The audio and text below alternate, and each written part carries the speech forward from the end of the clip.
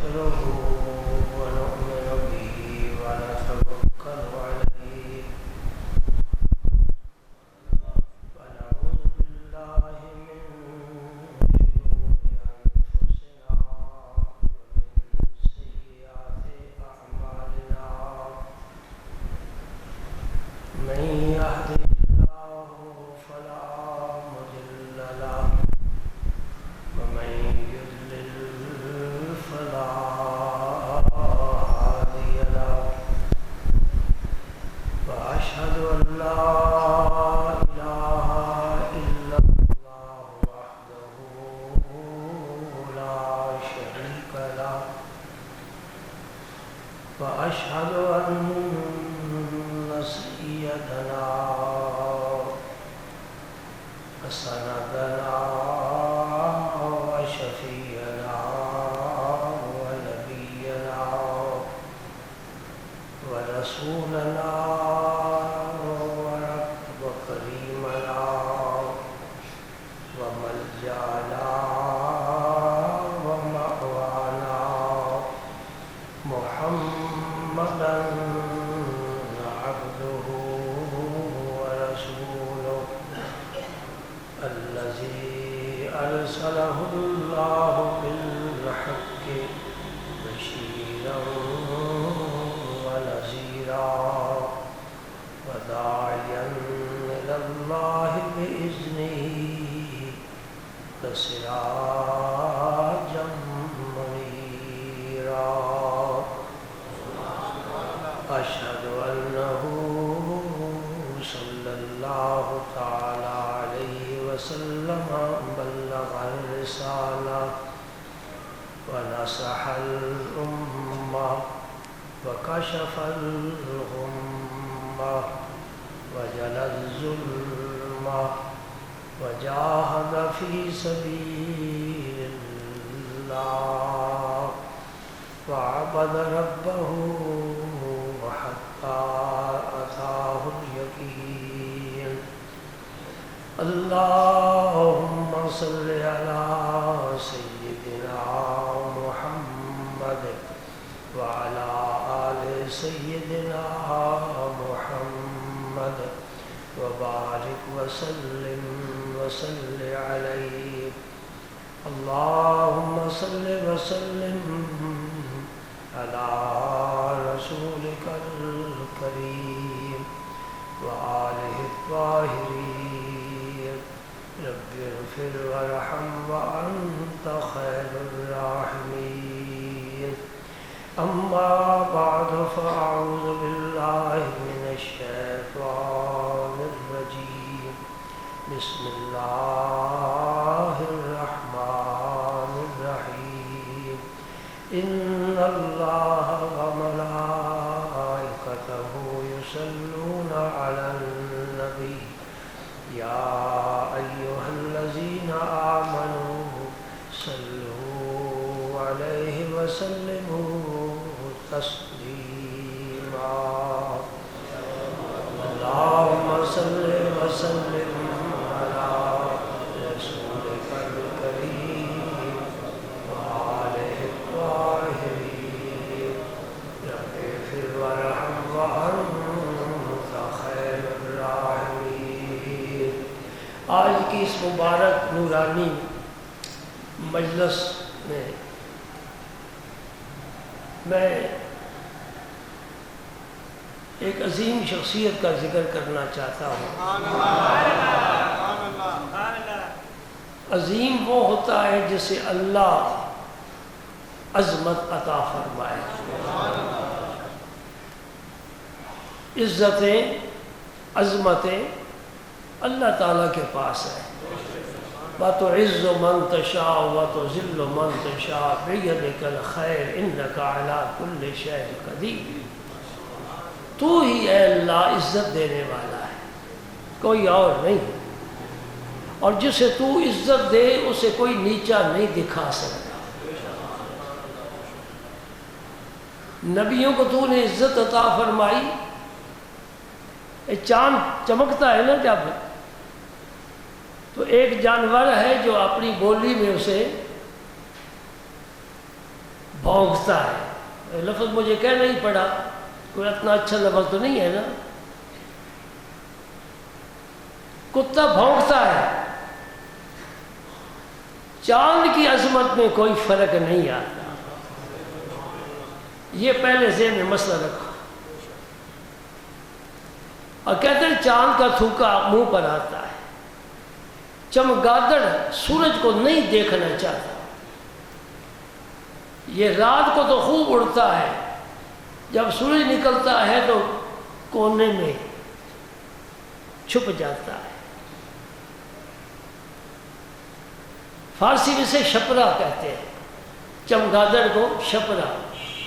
شیخ Saadi صاحب فرماتے گر نہ بیند بروز شپرا چشم، چشم آفتاب را چه گناہ.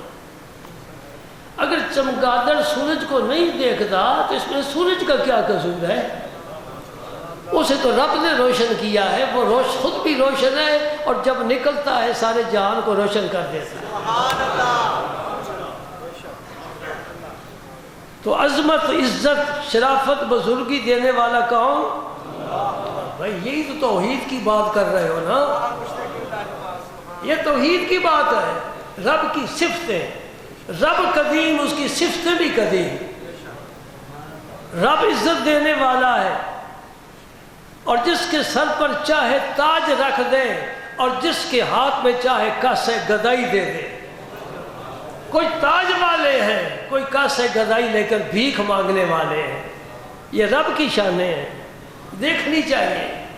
ستارے کو چھوٹا بنایا ہے، چاند کو بڑا بنایا ہے، پھر چاند خود روشنی سورج سے روشنی لیتا ہے، سورج چاند کو روشنی دیتا ہے. اس کا اپنا مقام ہے، اس کا اپنا مقام ہے. یہ مقام بانٹنے والا کون ہے؟ اللہ. یہی تو حکم دیا ہے قل اللہم مالک الملک، اے اللہ تو ہی مالک الملک ہے. یہ باقی جتنے مالک ہیں عارضی ہیں، فانی ہیں. کوئی سال، کوئی 10 سال، کوئی 20 سال، ختم. 400 سال فرعون بھی حکومت کر گیا، کدھر گیا؟ یہ ساری حکومتیں عارضی ہیں. اے اللہ تیری سلطنت دائمی ہے، اس لیے کہ تو خود دائمی ہے، حی قیوم ہے، زوال سے پاک، فنا سے پاک، ابدی ہے، ازلی ہے، دیمومی ہے، حی قیوم ہے. بڑی صفتیں، خود قدیم، صفتیں قدیم. جسے عزت دے. نبیوں کو عزت عطا فرمائی. کچھ ان کی عزت کو ماننے والے نہیں، کچھ فرق نہیں پڑتا. فرعون نے موسیٰ کلیم اللہ کی عزت کو نہ مانا. نمرود نے ابراہیم علیہ السلام کو سلام نہ کیا جھک کر. ابو جہل میرے نبی کو نہ مان سکا، گیا دوزخ میں، اور جنت ان کی ہے، ان کے غلاموں کی ہے جنہیں رب عزت عطا فرماتا ہے. سبحان اللہ. جس ہستی کا آج میں ذکر کرنا چاہتا ہوں ان کا شہادت کا دن اسی مہینے ذوالحج میں ہے. ایک قول یہ ہے کہ ایام تشریق میں آپ کی شہادت ہوئی. ایک قول یہ ہے کہ 18 ذوالحج کو آپ کی شہادت ہوئی. ایک قول ہے کہ 24 ذوالحج کو آپ کی شہادت ہوئی. لیکن اس پر سب کا اتفاق ہے کہ ذوالحج کے مہینے میں شہادت ہوئی. یہ کون سی شخصیت ہے کہ جب حیا کا لفظ آئے گا تو پہلے عثمان کا نام آئے گا رضی اللہ تعالی عنہ. جب حیا کا لفظ آئے گا فوراً ذہن حضرت عثمان غنی کی طرف جائے گا کہ میرے رسول کی صفت حیا کے مظہر اتم عثمان غنی تھے. صداقت ابو بکر کو ملی، عدالت علی حضرت عمر فاروق کو ملی، سخاوت عثمان غنی کو ملی، شجاعت حیدر کرار کو ملی، اور بلال کو مؤذن بنا دیا، خالد بن ولید کو سیف من سیوف اللہ بنا دیا، حضرت حذیفہ کو امین اس امت کا امین بنا دیا، حسان کو شاعر بنا دیا. یہ میرے رسول کا فیض ہے صلی اللہ علیہ وسلم. حضرت عثمان غنی رضی اللہ تعالیٰ عنہ حیا میں اعلیٰ درجے پر فائز تھے. اور یہ مسلمان ہوئے کس کی دعوت سے؟ کس نے یہ انہیں رغبت دلائی؟ کوئی ہوتا ہے نا انان گیر، انان باغ ڈور کو کہتے ہیں، کوئی باغ پکڑنے والا بھی تو ہوتا ہے نا، سواری کو لے کر چلتا ہے۔ عثمان غنی حلقہ بگوش اسلام ہو رہے ہیں، کس کی رغبت سے؟ کہو ابو بکر صدیق کی رغبت سے۔ ابو بکر صدیق سے حضور کے فضائل سنے تو دل مائل ہو گیا، مشرف بے اسلام ہو گئے۔ یہ بڑی نعمت ہے، ہمیں قدر نہیں، اس لیے کہ ہم پیدائشی مسلمان ہیں۔ جو یورپ میں، امریکہ میں، انگلینڈ میں آج مسلمان ہو رہے ہیں، عورتیں مسلمان ہو رہی ہیں، وہ عورت پردے کے بغیر گھر سے باہر نہیں نکلتی، یہ اسلام کا فتویٰ ہے۔ ہمیں اس بات کی کوئی پرواہ نہیں کہ پردہ ضروری ہے۔ قرآن کی آیتیں ہم نے نہ کبھی پڑھی ہیں، نہ کبھی سنی ہیں، نہ کبھی سمجھی ہیں، نہ اس نظام کو ہم نے دیکھا ہے جو نبی نے عطا فرمایا۔ وَقَرْنَ فِي بُيُوتِكُنَّ، اپنے گھروں میں ٹھہری رہو، گھر سے نکلو بڑی چادر لے کر نکلو، یہ اور نظریں جھکا کر نکلو۔ قُلْ لِلْمُؤْمِنِينَ يَغُضُّوا مِنْ أَبْصَارِهِمْ قُلْ لِلْمُؤْمِنَاتِ يَغْضُضْنَ مِنْ أَبْصَارِهِنَّ وَيَحْفَظْنَ فُرُوجَهُنَّ، اپنی آنکھوں کو چکا لو۔ کوئی مرد آتا ہے، کوئی عورت آتی ہے، مردوں تم آنکھیں چکا لو۔ یہ گاڑیاں رات کو چلتی ہیں نا، جب دو گاڑیاں آمنے سامنے آتی ہیں تو لائٹ مدھم کر لیتے ہیں، وہ بھی گزر جاتا ہے، یہ بھی گزر جاتا ہے، کیونکہ لائٹ فل ہو سکتا ہے ڈرائیور کی آنکھ میں روشنی پڑے اور وہ صحیح ججمنٹ نہ کر سکے تو پھر تصادم ہوگا، ایکسیڈنٹ ہوگا، صبح خبر اخبار میں آ جائے گی۔ یہ ایکسیڈنٹ سے بچانے کے لیے رب نے کہا ہے تم بھی نظریں جھکاؤ، وہ بھی جھکائے، اس طرح گزر جاؤ جیسے تیری اپنی بہن گزری ہے، بڑی ہے، تیری اپنی ماں گزری ہے۔ ہائے ہائے، کاش مسلمان قرآن کو سمجھ جاتا۔ وہ معزز تھے زمانے میں مسلمان ہو کر، اقبال کیوں کہہ گیا، وہ بھی روتا گیا ہے۔ ہم نے اقبال اکیڈمی تو بنائی ہیں، اقبال کو پڑھا بھی ہے، سمجھا نہیں ہے اقبال کیا کہتا ہے، بڑی اونچی بات، دل کی بات کہتا ہے، درد دل قوم کے سامنے رکھتا ہے۔ صحابہ کے بارے کہہ رہا ہے اقبال، وہ معزز تھے دنیا میں، مسلمان ہو کر ہم خوار ہوئے تارے کے قرآن ہو کر۔ آج مسلمان ذلیل ہے، اس لیے ذلیل ہے کہ اس نے قرآن کو چھوڑ دیا ہے۔ یہ ہدی للمتقین ہے، یہ رحمت ہے، یہ ہدایت ہے، یہ نور ہے۔ جس نے اس سے استفادہ کیا آج بھی اللہ کا وہ مقبول اور محبوب ہے۔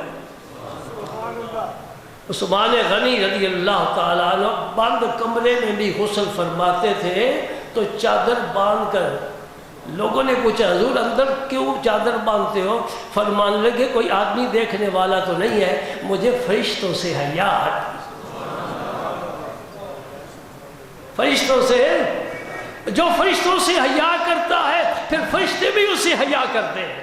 یہ حدیث پاک میرے پاس موجود ہے، رسول کریم صلی اللہ علیہ وسلم اپنے کاشان اطلس میں بیٹھے ہیں اور بڑی بے تکلفی کے ساتھ بیٹھتے ہیں کہ چاہتے ہیں بند مبارک آپ کو یہاں تک ہے، یہ سب پنڈلی آپ کی برہنہ، تو یہاں تک جائز ہے نا؟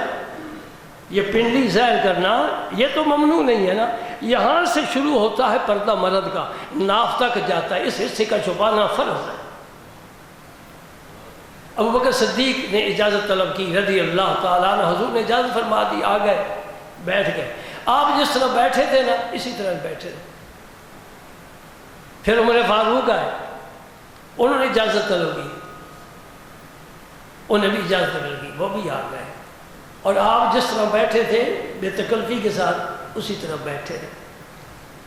پھر عثمان غنی نے اجازت طلب کی۔ بھائی یہ ترتیب سنیوں نے نہیں بنائی، سمجھنا، یہ ترتیب آ رہی ہے نا، یہ سنیوں نے نہیں بنائی، یہ عرش والے نے بنائی ہے۔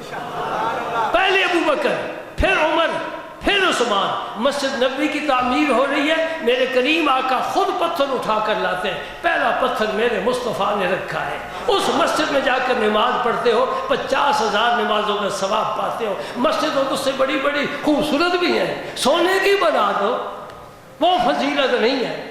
وہ پہلا پتھر میرے نبی نے رکھا، اور دوسرا پتھر ابو بکر نے رکھا، تیسرا پتھر عمر نے رکھا، چوتھا عثمان غنی نے رکھا۔ یہ ترتیب کہاں سے چلی؟ عبداللہ ابن عباس عبداللہ ابن عمر فرماتے ہیں رضی اللہ عنہما کہ حضور کے زمانہ میں ہم اس طرح کہا کرتے تھے، حضور کے بعد ابو بکر، عمر، پھر عثمان۔ ایک دفعہ ابو موسیٰ اشعری رضی اللہ تعالیٰ عنہ راوی ہیں حدیث پاک کے، فرماتے میں نے گھر پر وضو کیا نا تو میں حضور کی مجلس میں جانے لگا، سمجھنا مسئلہ، ماشاءاللہ آپ بڑے ہی متوجہ کر بیٹھتے ہو، اللہ تعالیٰ آپ کو ذوق شوق میں اضافہ اور ترقی فرمائے، برکتیں دے۔ اللہ اکبر، بھائی کسی کی مجلس میں جانا ہو تو وضو کی کیا ضرورت ہے؟ سوچو نا، ہم نے تو مسجد میں بھی جانا ہو تو وضو کی پابندی نہیں کرتے، وضو نماز کے لیے ہوتا ہے، قرآن کی تلاوت کرنی ہے تو وضو کر لو، نماز پڑھنی ہے تو وضو کر لو، ورنہ وضو کی کیا ضرورت ہے؟ ابو موسیٰ اشعری جلیل القدر صحابی ہے، پہلی صف کا صحابی ہے، بڑی عظمت، ہر صحابی عظمت والا ہے۔ فرماتے میں نے گھر پر وضو کیا اور میں حضور کی مجلس شریف میں جانا چاہتا تھا با ادب، یہ ہے ادب، کیا ہے؟ ادب۔ لا ترفعوا اصواتکم فوق صوت النبی، کیا ہے؟ ادب۔ لا تقولوا رائنا، کیا ہے؟ ادب۔ سبحان اللہ۔ فخلعنا علیک انک بالواد المقدس طویٰ، اے کلیم اللہ تیری بڑی عظمت ہے، یہ وادی مقدس ہے، جوتا اتار کر آ۔ کیا ہے؟ تو قرآن حدیث ادب سکھاتی ہے، بے ادب سے بچنا، میری نصیحت یاد رکھو، بے ادب سے بچنا۔ قرآن کا بھی ادب ہے، بزرگوں کا ادب ہے، اس مصلی کا ادب ہے، اس ممبر کا ادب ہے، اگر ہم پاس رکھیں تو ہماری، پاس نہ رکھیں تو ہماری کمزوری ہے، اس کا ایک ادب ہے۔ سبحان اللہ۔ ابو موسیٰ اشعری وضو کر کے رضی اللہ تعالیٰ عنہ سرکار انصار کے باغ میں تشریف فرما تھے، اور وہاں کنویں جو تھا نا اس کی منڈیر پر حضور بیٹھے ہوئے تھے، اور اپنے دونوں قدم حضور نے اس کنویں میں لٹکائے ہوئے تھے، اللہ پہ تو جانے کیا حال تھا۔ نہ نبی کی کال کو آج دن تک کما حقوں کوئی سمجھ سکا ہے، اور حال تو پھر کون سمجھے؟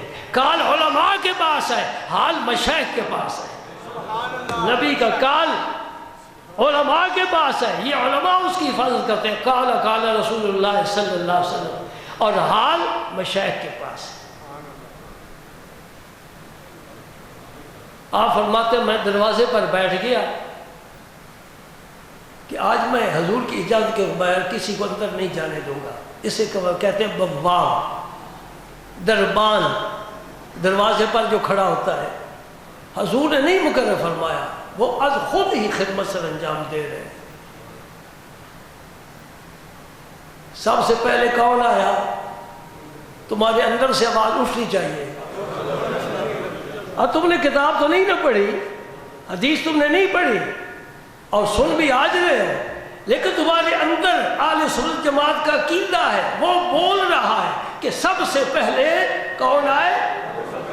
آمن الناس بر مولائے ماں، کلیم اول سینائے ماں، ہمت او کشت ملت راچو ابر، ثانی اسلام و غار و بدر و قبر۔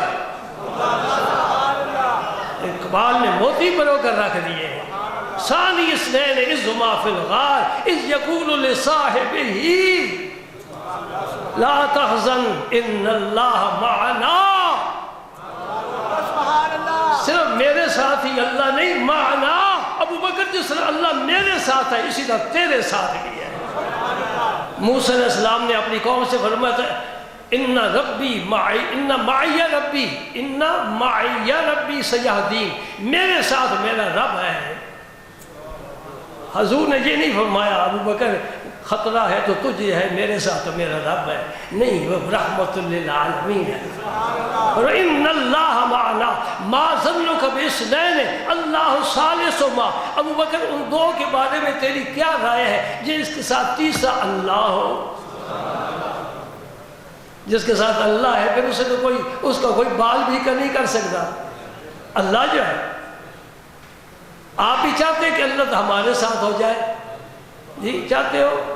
نسخہ میں بتا دیتا ہوں، ہے بھی قرآن کا، ان اللہ مع الصابرین، صبر کرو اللہ تمہارے ساتھ بھی ہے۔ جی صبر کی عادت بنا لو، یہ احتجاج، یہ ریلیاں، یہ آگ لگانا، یہ سڑکیں بلاک کر دینا، لوگوں کو پریشان کرنا، یہ بے صبری ہے۔ صبر، نبی پاک نے صبر کا حکم دیا ہے۔ سبحان اللہ، ہم بے صبرے ہیں۔ دیکھو نا،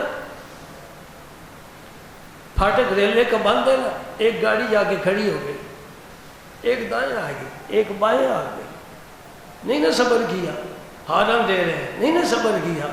گاڑی پر سواری ہو رہا ہے تو اگر لینڈ میں چڑھ جائے تو کیا فرق پڑتا ہے؟ نہیں، ہم نے دھکے دے کر ہی، دھکے کھا کر ہی چڑھنا ہے۔ اترنے والے کہتے ہیں ہمیں خدا کے لیے اترنے دو، تو پھر چڑھ جانا۔ یہ کیسی قوم ہے؟ یہ سب بے صبری ہے۔ صبر بڑا مشکل ہے، لیکن اس کا پھل میٹھا ہے۔ جا کر عرض کی یا رسول اللہ، ابو بکر اجازت طلب کرتے، فَبِئْسَنْ لَهُ وَبَشِّرْهُ بِالْجَنَّةِ، قربان جائیے، قربان جائیے، کہو سبحان اللہ۔ کنجوسی نہ کیا کرو، روپے پیسے کی بے شک کرتے پھر کنجوسی، وہ ہم مانگتے بھی نہیں ہیں، سبحان اللہ تو کہا کرو نا۔ اب کیا فائدہ، بن مانگے دیا تو دودھ برابر، مانگ لیا تو پانی۔ خود کہو گے تو بڑی بات ہی نا۔ لیکن میں سمجھتا ہوں کچھ ماں ایسے ہو جاتے ہو، مست ہو جاتے ہو، ہوش ہی نہیں رہتا، خبر ہی نہیں رہتی۔ یہ بھی اچھا پہلو ہے نا۔ جنت کس کی ہے؟ اللہ کی۔ مالک وہی ہے نا جنت کا، دوزخ کا، زمین کا، آسمان کا، چاند سورج ستاروں کا، کہکشاں کا، نغموں کا، فضاؤں کا، سمندروں کا، دریاؤں کا، ہواؤں کا، میرا تیرا، جنات کا، ملائکہ کا۔ کون مالک ہے؟ اللہ مالک ہے۔ جنت کس نے بنائی؟ اللہ نے بنائی۔ دیتا کون ہے؟ اللہ ہی دینا چاہیے۔ نبی کیا فرماتا ہے؟ بشرہ بالجنہ، اے ابو موسیٰ، ابو بکر کو کہہ دے اندر آ جائے اور ساتھ ہی جنت کی بشارت سنا دے۔ سبحان اللہ، جنت بانٹنے والے۔ انما انا قاسم واللہ یعطی، بخاری شریف کے الفاظ چمک دمک رہے ہیں۔ عطا اللہ کی ہے، تقسیم میری ہے۔ نعمتیں رب کی ہیں، تقسیم میں کرتا ہوں۔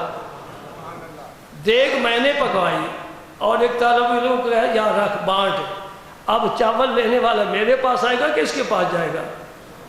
بولو نا، بانٹنے والے کے پاس جائے گا نا۔ نعمت رب کی ہے، بانٹنے والا اس کا حبیب ہے، اس لیے فرمایا وَلَوْ أَنَّهُمْ إِذْ ظَلَمُوا أَنفُسَهُمْ جَاءُوكَ۔ گناہ اس نے کیا ہے، نافرمانی میری کی ہے، بندہ میرا ہے، رب میں ہوں، گناہ میرا کیا ہے، حکم میری، حکم کے قبولی کی ہے، حد میری توڑی ہے، اپنی جان پر ظلم کر بیٹھا ہے۔ جاؤکا، محمد عربی آئے تیرے قدموں میں آئے۔ واستغفر اللہ، اور معافی بھی مانگے۔ واستغفر لهم الرسول،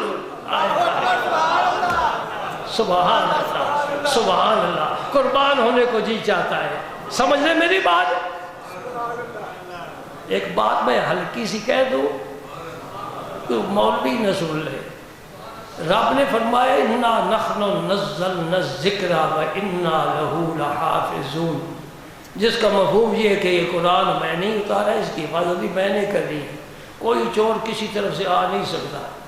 ورنہ اگر رب کی حفاظت نہ ہوتی نا، کچھ مولوی ایسے تھے جنہوں نے یہ عید قرآن سے خالی کر دینی تھی، جو کہتے ہیں مدینے جا کر کیا کرنا ہے، حج تو مکہ میں ہو گیا۔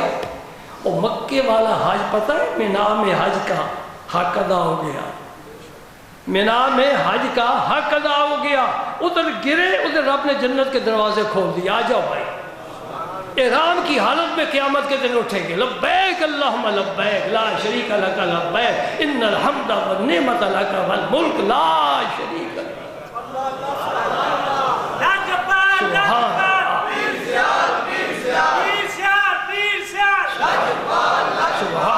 سبحان اللہ، سبحان اللہ، اللہ اللہ۔ بھائی وقت کیا کروں، گھڑی بڑی تیز ہو جاتی ہے، میں ممبر پر بیٹھتا ہوں اس کی سپیڈ بڑھ جاتی ہے۔ کوئی ایسی گھڑی لاؤ نا جو سست رفتار ہو، آپ سے پوچھ کر چلے۔ اب 1:30 تو بجنے والا ہے، 1:30 بجے تقریر بھی ختم کرنی ہے، جب عثمان غنی کا ذکر شروع ہی نہیں ہوا۔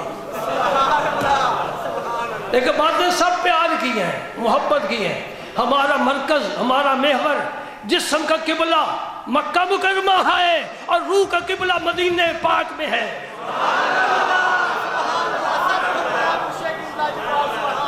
وہ قبلہ اجسام ہے، سجدہ کریں گے ادھر کریں گے، طواف کریں گے کعبے کا کریں گے، کسی اور طرف سجدہ نہیں کریں گے، کسی اور گھر کا مکان کا طواف نہیں کریں گے، خواہ رسول اللہ کا روضہ مبارک کی کیوں نہ ہو۔ یہ طواف بھی کعبے کے ساتھ خاص ہے، سجدہ بھی کعبے کی ہی ہے، لیکن کعبہ مجھے معاف کر، میرا دل جدھر مائل ہوتا ہے مجھے جانے دے۔ اے شوق دل، یہ سجدہ اگر ان کو روا نہیں، حضور نے فرمایا نا نہ سجدہ کرنا۔ ابو بکر صدیق اور عمر فاروق نے دیکھا کہ یہ باغ والی بکری حضور کو سجدہ کرتی ہے، اس اونٹ نے حضور کو سجدہ کیا ہے۔ یہ شفا شریف میں قاضی ایاز رحمۃ اللہ علیہ روایات لکھ رہے ہیں، عرض کی یا رسول اللہ جانور سجدہ کریں، ہمیں کیوں نہ اجازت ہو، ہمیں بھی اجازت ملے، اندر سے تو سجدے کی خواہش ہے نا۔ یہ اقصی غایت تعظیم ہے، سب سے زیادہ تعظیم سجدے کی صورت میں کی جا سکتی ہے۔ نبی پاک صلی اللہ علیہ وسلم نے سجدے کی اجازت اگر دے دیتے، خدا کی قسم اس امت کا ہر غوث، ہر قطب نبی کے دروازے پر سجدہ ریز ہوتا، اور سب سے پہلے شیخین سجدہ کرتے، ابو بکر عمر فاروق سجدہ کرتے، لیکن حضور نے منع کر دیا، فرمایا اگر غیر اللہ کے لیے سجدے کی کوئی گنجائش ہوتی تو میں عورت کو حکم دیتا وہ اپنے شوہر کو سجدہ کرے۔ کتنا بڑا حق بتا دیا حضور نے کہ مرد کا عورت پر کتنا حق ہے، سجدہ کرے، نہیں اجازت دی، روک دیا۔ اس لیے ہم بھی رک گئے، تو فرماتے اے شوق دل، یہ سجدہ اگر ان کو روا نہیں، اچھا وہ سجدہ کیجئے کہ سر کو خبر نہ ہو۔ کوئی بھی سجدے کی قسم ہے نا، یہ سجدے کی قسم ہے، سر کو پتہ ہی نہ چلے۔ سبحان اللہ۔ قبلہ اجسام کعبہ اور قبلہ روح سرکار کی ذات پاک۔ اللہ اکبر۔ پھر آگئے عمر فاروق، حسینہ ابو موسیٰ اشعری رضی اللہ تعالیٰ عنہ پھر حضور سے اجازت طلب کرتے، فرمایا اذن لہ وبشرہ بالجنہ، اس کو بھی آنے دو اور ساتھ جنت کی خوشخبری بھی سنا۔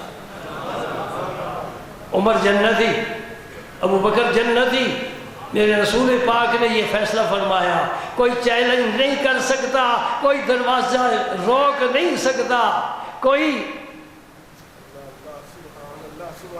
تکلیف کسی کی ہوتی ہو تو ہوتی رہے۔ فرماتے میں پھر جا کر دروازے پر بیٹھ گیا۔ ہاں، اور حضرت عمر آئے نا تو وہ بھی ابو بکر صدیق بھی حضور کے ساتھ بیٹھے، اور اسی طرح جس طرح حضور نے اپنے قدم کنویں میں لٹکائے ہوئے تھے انہوں نے بھی لٹکا لیے۔ پھر عمر فاروق آئے، وہ بھی اسی منڈیر پر بیٹھے اور انہوں نے بھی اپنے پاؤں کنویں میں لٹکا رہے۔ یہ نبی کی اتباع اور اطاعت ہو رہی ہے۔ سبحان اللہ۔ میں پھر جا کر دروازے پر بیٹھ گیا۔ اب آگئے عثمان غنی، میں نے حضور سے اذن طلب کیا، فرمایا اذن لہ وبشرہ بالجنہ الا بلوی تصیبہ۔ پہلے یہ الفاظ نہیں فرمائے عثمان غنی کے بارے، فرمائے اس کا کیا معنی ہے، عثمان کو بھی اندر آنے دو اور جنت کی بشارت بھی سنا دو، لیکن ساتھ اسے یہ بھی بتا دو کہ ایک بہت بڑی آزمائش بھی تیرا انتظار کر رہی ہے۔ وہ فتنہ باغیوں کا، محاصرین کا، جنہوں نے 49 دن 40 اور 9 کتنے ہوتے ہیں 49 دن عثمان غنی کے مکان کا محاصرہ کیا ہے اور شہید کرنا چاہتے تھے آپ کو۔ حضرت عثمان غنی فرماتے تھے حضور نے مجھے فرمایا تھا اے عثمان اللہ تجھے قمیض پہنائے گا، لوگ چاہیں گے تجھ سے چھیننا نہ اتارنا۔ وہ قمیض کیا ہے؟ حکومت، یعنی تجھے حکومت ملے گی، لوگ چاہیں گے کہ اس سے حکومت چھین لی جائے، نہ چھوڑنا۔ سبحان اللہ سبحان اللہ۔ حضرت عثمان غنی نے ایک دن اوپر دیوار کے چڑھ کر تمام بلوائیوں کو خطاب فرمایا۔ کیا فرمایا؟ فرمایا اسلام میں صرف 3 صورتیں ہیں جن میں کسی کو قتل کیا جا سکتا ہے، چوتھی کوئی صورت نہیں۔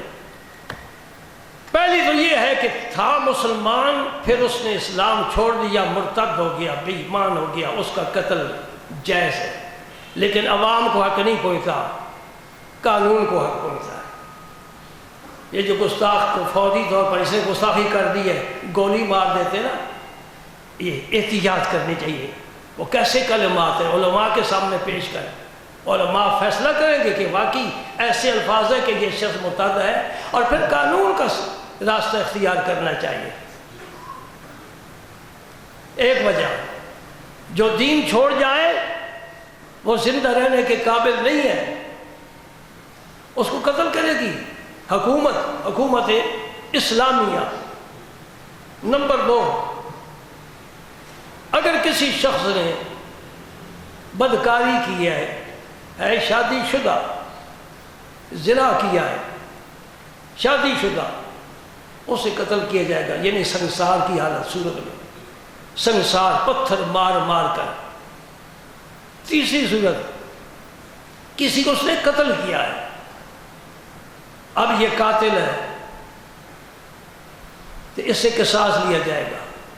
چوتھی کوئی صورت نہیں ہے۔ عثمان غنی رضی اللہ تعالیٰ نے فرمایا، لوگوں، میں نے جب سے کلمہ پڑھا ہے کبھی سوچا ہی نہیں کہ اس کے علاوہ کوئی اور بھی دین، کوئی ازم، کوئی مذہب ہے۔ میں اس دن سے اپنے دین پر پکا ہوں، مجھے رب نے استقامت نصیب فرمائی ہے۔ دوسرے نمبر پر سبحان اللہ، سبحان اللہ، وہ دور جس دور میں بدکاری عام تھی، شراب عام پیا جاتا تھا، بتوں کو سجدے کیے جاتے تھے، قتل، غارت، خون ریزی، جو آج ہمارے ہاں معاشرہ ہے، یہ حضور سے پہلے عرب کا معاشرہ تھا۔ یہ جاہلیت ثانیہ ہے، جاہلیت اخری ہے، وہ جاہلیت اولا تھی، پہلی جاہلیت، یہ دوسری جاہلیت، جہالت ہی جہالت۔ عثمان غنی نے فرمایا، میں نے اسلام سے پہلے بھی یہ برا کام، برا فعل نہیں کیا۔ بہت بڑی شان، بہت بڑی بات ہے۔ اور تیسرے نمبر پر فرمایا، میں نے کسی کو قتل بھی نہیں کیا، تو میرے قتل کی کوئی اسلام میں کوئی وجہ نہیں ہے۔ انہوں نے گواہی دی کہ جو باتیں آپ کر رہے ہیں بالکل ٹھیک کر رہے ہیں۔ آپ نے فرمایا، یہ بیر روما کنواں جس کا پانی اب مجھ تک نہیں پہنچ سکتا، حضور نے فرمایا تھا، یہ یہودیوں کو قبضے میں تھا، حضور نے فرمایا جو خرید کر اسے وقف کر دے اس سے بہتر اس کے لیے جنت ہے۔ میں نے اپنے ذاتی مال سے وہ کنواں خریدا اور یہودی کو منہ مانگی قیمت دے کر اور پھر وقف کر دیا، یعنی میرا اس کے ساتھ کوئی تعلق نہیں، جو پیے اس کا پانی میرے تک تم نہیں پہنچنے دے رہے۔ بات میری سمجھ آ رہی ہے؟ 7 دن یا چلو 10 دن ہی کر لو محرم کے، امام حسین تک اور خیموں میں بچوں تک، پردہ دار خواتین تک پانی نہیں پہنچ سکا، روایتیں سننے میں آتی ہیں، اتنا معاملہ، اتنا معاملہ۔ اور جو نبی کا وہ عظیم صحابی ہے کہ 2 داماد ہے، اس تک 49 دن پانی نہیں آیا، ہم سب خاموش ہیں، ہم سنی ہیں کہ شیعہ ہیں؟ کدھر پتہ جاتا ہے آپ کا؟ عثمان غنی کا دکھ نہیں ہے، امام حسین کا دکھ ہے، دن منایا جاتا ہے، وہ بھی شہید، یہ بھی شہید، وہ نبی کا نواسہ ہے، یہ نبی کا داماد ہے، یہ صحابی ہے، یہ صحابہ کے ساتھ میدان جنگ میں بھی جاتا ہے۔ اس نے حضرت امام حسین کی عمر ہی کتنی تھی جب سرکار نے وصال فرمایا؟ 8 سال۔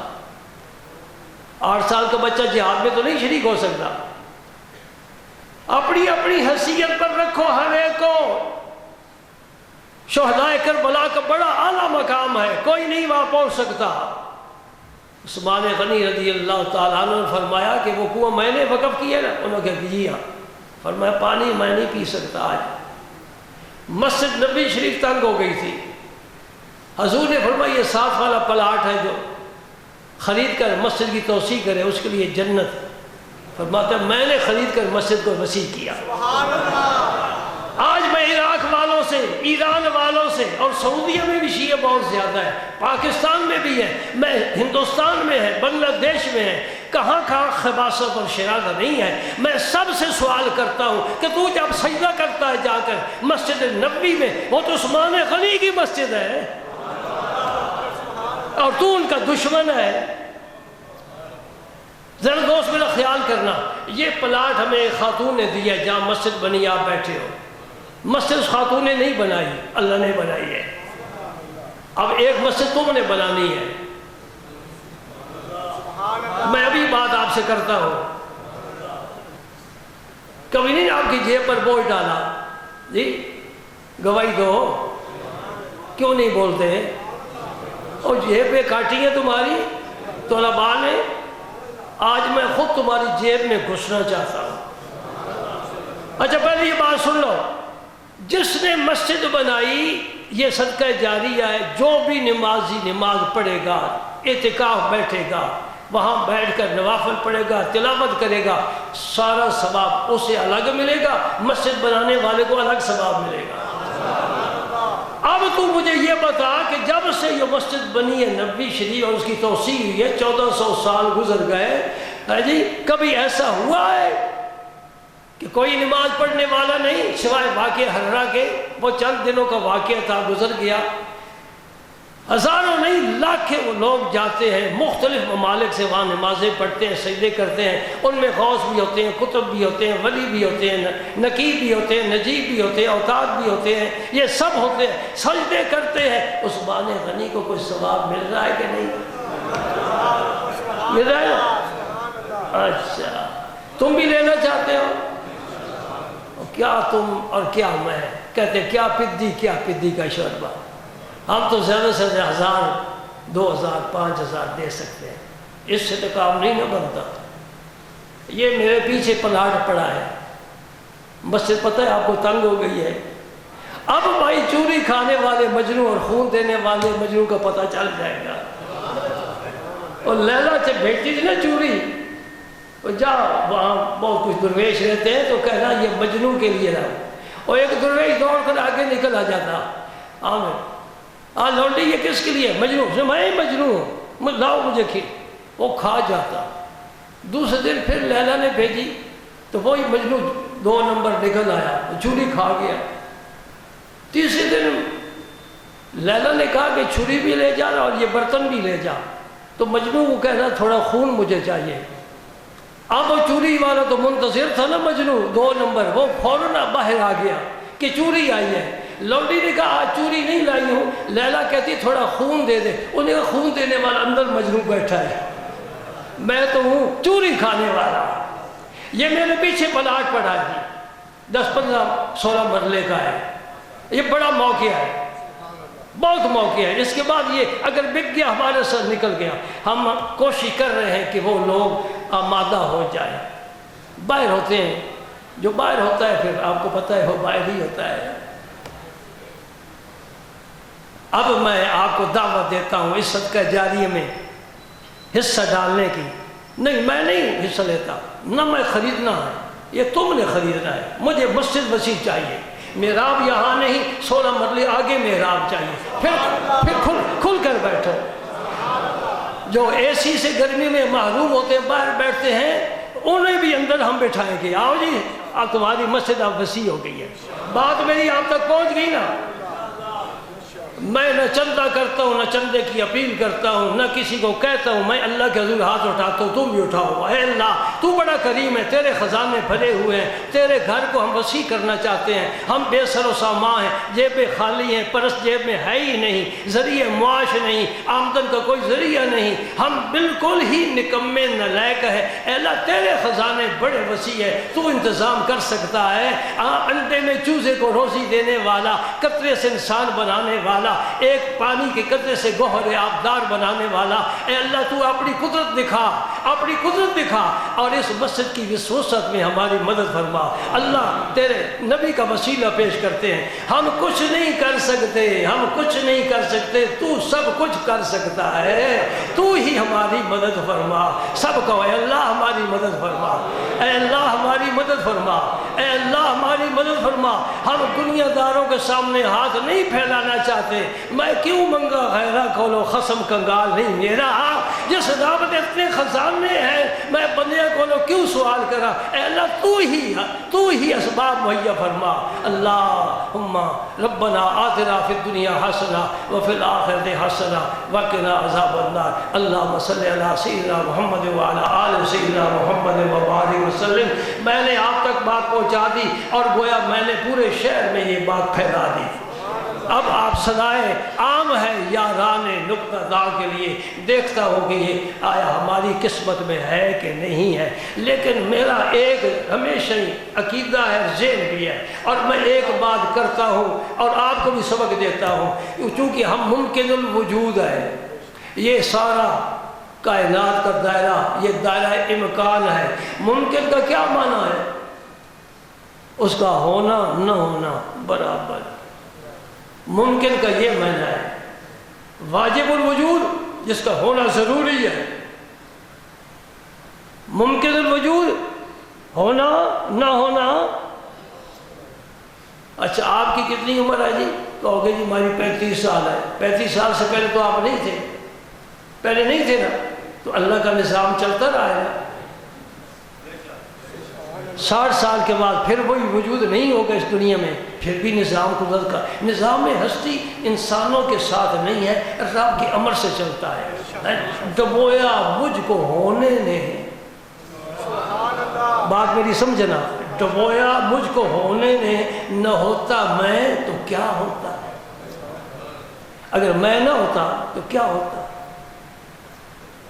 تو اس میں جو کچھ ہے وہ دائرہ امکان میں ہے، اس لیے میں بھی ذہن یہ بنا کر رکھتا ہوں، ہو جائے ٹھیک ہے، نہ ہو جائے تب بھی ٹھیک، کیونکہ میری جگہ تو مقرر ہے نا، یہ تو مجھ سے کوئی نہیں چھین سکتا۔ یہاں تو کوئی بیٹھنے کی کوشش نہیں نہ کرے گا کہ مولوی صاحب ذرا مجھے بھی بیٹھنے دو، نہیں بھائی یہ صرف میری جگہ ہے، یہ تو رہے گا نا، مصلی بھی رہے گا، محراب بھی رہے گا، لہٰذا میں تو مطمئن ہوں نا۔ تندور گرم رہے تو پھر سیلاب باقی پھرتا رہے تو کوئی فرق نہیں پڑتا، کیونکہ ہماری روٹی تندور پر لگے گی، ہم لوگ صبح شام ملتا رہے گا نا۔ اس لیے میں آپ کی سہولت کے لیے کر رہا ہوں کہ دیکھا عید کے موقع پر، جمعۃ الوداع کے موقع پر، رمضان شریف کے موقع پر، اب تو ماشاءاللہ اللہ کے فضل و کرم سے آبادی بڑھتی جا رہی ہے، اور پھر لوگوں کو اللہ تعالیٰ توفیق دے رہا ہے۔ ہم اخباروں میں جو پڑھتے ہیں نا وہ چند خبریں ہوتی ہیں، وہ اغوا ہو گیا، یہ ہو گیا، وہ چوری ہوگی، ڈاکہ ہو گیا، یہ چند خبریں ہیں، اور جب میں دیکھتا ہوں یہاں سے لے کر وہاں تک یہ سب سجدہ کرنے والے ہیں۔ سبحان اللہ، یہ سب سجدہ کرنے والے ہیں۔ اللہ تو اپنے جہان کو کیسا خوبصورت چلا رہا ہے، کسی کو کچھ کرنے کو حکم دے رہا ہے، کسی کو کچھ کرنے کی توفیق دے رہا ہے۔ جو چوری کرتا ہے، جو ڈاکہ ڈالتا ہے، وہ قتل کرتا ہے، کیا اللہ سے بڑھ کر یہ کرتا ہے؟ اللہ راضی نہیں ہے اس کاموں میں، لیکن اللہ کے امر کے تحت سارا کوئی پتا حرکت نہیں کر سکتا جب رب نہ چاہے، کوئی قطرہ آگے بڑھ نہیں سکتا رب نہ چاہے، صحراؤں کا کوئی ذرہ اپنا وجود قائم نہیں رکھ سکتا جب تک رب نہ چاہے۔ اس کی شان ربوبیت نے ساری کائنات کو اپنی لپیٹ پر لے رکھا ہے، اور ایک ایک فرد چیونٹی سے لے کے ہاتھی تک سب کو وہ سنبھالے ہوئے ہیں، اور ہر ایک کی ضرورت پوری کر رہا ہے۔ چونٹی کتنا کھاتی ہے، مچھر کتنا خون پیتا ہے، ہاتھی کتنا گھاس کھاتا ہے، سیمرغ کیا کھاتا ہے، کتنا کس وقت کھاتا ہے، اس کو بھوک لگی ہے، اللہ پاک عین اس وقت دیتا ہے جب اسے طلب ہوتی ہے۔ کوئی بھوک کی وجہ سے جنگل میں جانور مرتا نہیں ہے۔ سبحان اللہ، سبحان اللہ۔ اور ساری مخلوق بڑی مطمئن ہے کہ ہمارا ایک جس نے پیدا کیا رازق ہے، مالک ہے، سمیع و بصیر ہے، ساری مخلوق مطمئن ہے۔ کبھی سمندر میں جھانک کر دیکھ، بڑی بڑی مچھلیاں جو جہازوں کو الٹ دیتی ہیں وہ بڑی مطمئن ہیں، بڑی خوش ہیں، کبھی ادھر جاتی ہیں، کبھی ادھر جاتی ہیں، کبھی اوپر آتی ہیں، نیچے جاتی ہیں، وہ بڑی خوش ہے۔ میں پرندوں کو دیکھ کر بڑا حیران ہوتا ہوں، بڑا خوش ہوتا ہوں، کبھی ادھر بیٹھتا ہے، کبھی ادھر بیٹھتا ہے، کبھی ادھر چہچاتا ہے، بڑا خوش ہے جی۔ کیا کاروبار کرتا ہے؟ ساری مخلوق مطمئن ہے کہ جس نے پیدا کیا رزق دے رہا ہے، دیتا رہے گا، بھوک سے کبھی مریں گے نہیں، اور مرنا حق کا راستہ ہے، مرنا بھی کوئی ایسی عیب والی بات نہیں ہے۔ ایک فکر میں ہے، ایک فکر میں ہے، اور وہ اشرف المخلوقات ہے۔ اسے پتہ نہیں کہ کس نے پیدا کیا، کس نے رزق دینا ہے۔ اوہ آج صبح تو کھا لیا، پتہ نہیں شام کو ملے گا کہ نہیں ملے گا، شام کو ملا، صبح کو پتہ نہیں ملے گا کہ نہیں ملے گا۔ اور ایسا کبھی بھی نہیں ہوا کہ ناشتہ ناغا ہو جائے، شام کا کھانا نہ ملے۔ جو چائے پیتا ہے، میں لاہور جاتا ہوں تو دودھ لے کر جا رہے تھے ڈرموں پر صبح کے وقت، اور پتہ شریف جانا ہو، لاہور سے آگز گزرتے، ادھر سے گاڑیاں بھری آ رہی دودھ کے ساتھ۔ میں سوچتا ہوں یا اللہ، یہ لاہور کی آبادی کتنی ہے، کراچی شہر کی آبادی کتنی ہے، کوئی بچہ، کوئی بوڑھا، کوئی مرد، کوئی عورت یہ کہے گی کہ آج میں نے چائے پینی تھی، مجھے دودھ نہیں ملا جی؟ ہر آدمی کہتے بڑی مہنگائی ہے، بڑی مہنگائی ہے، بڑی مہنگائی ہے۔ میں ایک ساتھی سے پوچھ رہا تھا، یہ جو دکانوں پر فروٹ کا ڈھیر لگا ہوا ہے، یہ ریڑیاں بھری ہوئی ہیں، یہ کون کھاتا ہے؟ بولو نا، بڑی مہنگائی ہے، اتنا مہنگا فروٹ کون کھاتا ہے؟ کدھر جاتا ہے؟ ٹرک بھرے ہوئے سبزی کے آ رہے ہیں، سبز منڈی بھری ہوئی ہے ہر قسم کی، کدھر جاتی ہے؟ شکم درویشاں تندور خداست، یہ تندور ہے، اس میں جوڑ ڈال دو بسم ہو جاتا ہے۔ ڈکار بھی نہیں لیتے، بسم اللہ بھی نہیں پڑھتے، الحمدللہ بھی نہیں پڑھتے۔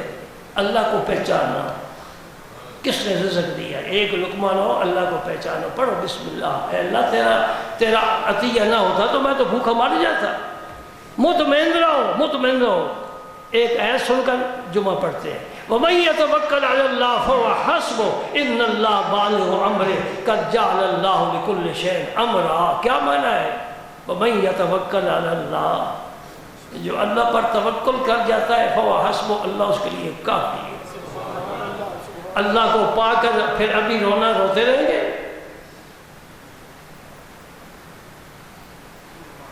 کبھی خبر لیا اس ادارے کی کتنے بچے پڑھتے ہیں؟ صبح شام ناشتہ کھانا کتنے بچے کھاتے ہیں؟ ہم نے کوئی پیچھے فیکٹری لگائی ہے جہاں ہم روپئے بناتے ہیں؟ کیسے آتا ہے؟ کیسے آتا ہے؟ کیسے چلاتا ہے رب؟ کیسے کھلاتا ہے رب؟ کیسے پلاتا ہے رب؟ کیسے بچوں کو سکون کی نیند سلاتا ہے میرا رب؟ کس طرح خیریت سے صبح اٹھاتا ہے میرا رب؟ کس طرح قرآن پڑھاتا ہے میرا رب؟ ہاں، یہ رب کا کام ہے۔ رب العالمین، رب کا معنی یہی ہے۔ کاش میری بات تمہارے اندر اتر جائے، کوئی سکون مل جائے۔ یہ ذریعہ ہے، کوئی ملازمت کر رہا ہے، کوئی دکانداری کر رہا ہے، کوئی مزدوری کر رہا ہے، یہ اسباب کا جان ہے۔ اسباب استعمال کرنا یہ مومن کی شان ہے۔ ہاتھ پر ہاتھ رکھ کے نہیں بیٹھنا، کام کرنا مومن کی شان ہے۔ لیکن توکل اس ذات پر، میری دکان میں روزی نہیں ہے، روزی میری اللہ کے پاس ہے۔ وَمَا مِن دَابَّةٍ فِي الْأَرْضِ إِلَّا عَلَى اللَّهِ رِزْقُهَا۔ اس زمین میں جو بھی جاندار ہے، اللہ فرماتا ہے میرے ذمہ ہے، تیرا رزق میں پہنچاؤں گا، جہاں جی چاہتا ہے چلا جائے۔